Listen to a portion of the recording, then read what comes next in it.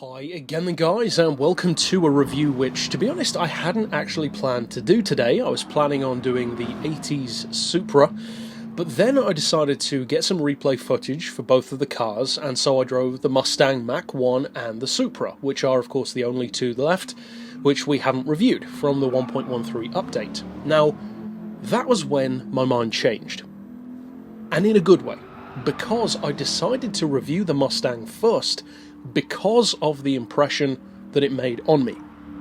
Now, spoiler alert, I'm not a massive fan of either this or the Supra. That's one of the main reasons why I've left them so long to review it compared to stuff like the F1 car, the new Alpine, various others too. However, as I've mentioned numerous times, but especially in classic and muscle car episodes of my Gran Turismo Sport reviews, the physics of a game can do so much to change your opinion of a car. Now, the funny thing is, both of the muscle cars which came in this pack are ones which I've never particularly cared for.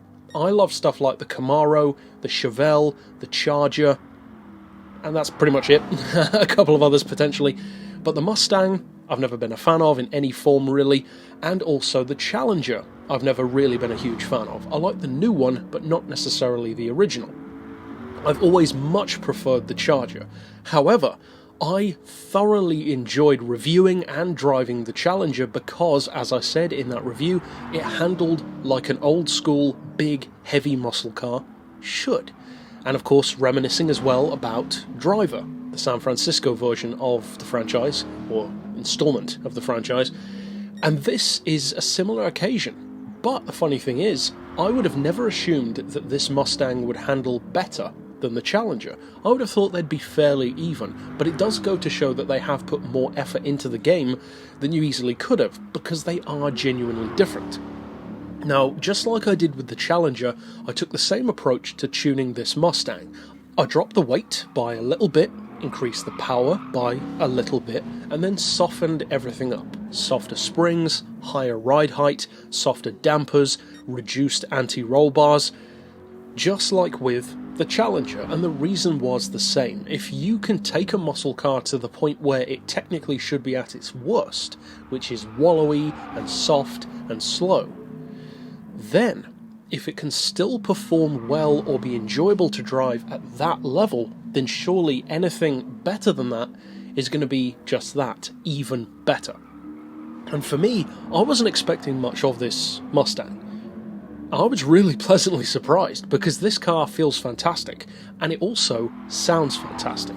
Now, the Challenger already does, but with a Mustang, arguably even more so, there's a lot to live up to. I'm not even a Mustang fan, but their engines sound great.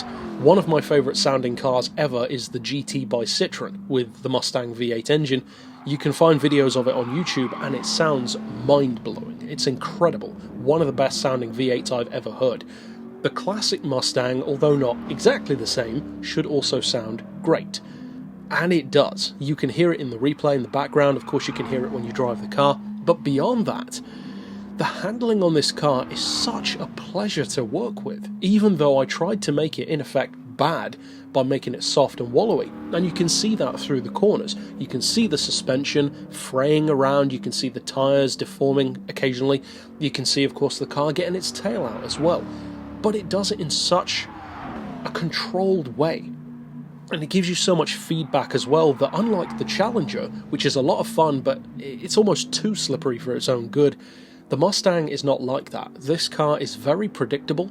You can occasionally make a mistake. At one point in this video, later on I will, but even then, out of an entire Nordschleife lap, to make one mistake, that's not really too bad. For an old school muscle car with sports tyres and soft suspension, that's pretty good. In fact, it's very good.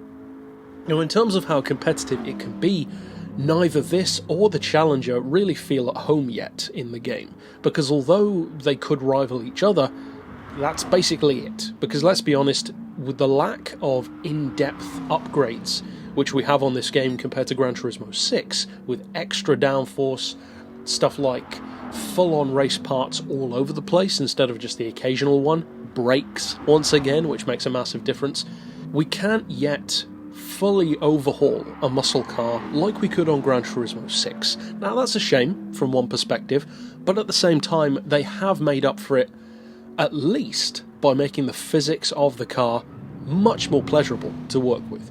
To the point where, as I alluded to earlier, the physics of a game can completely change my attitude toward a car, at least in that game. Now, I'm still not a fan of this or the Challenger, particularly on Gran Turismo 6, but on GT Sport I am, because they feel so good, especially this one. Now, as far as what you get, it's a 50 grand car.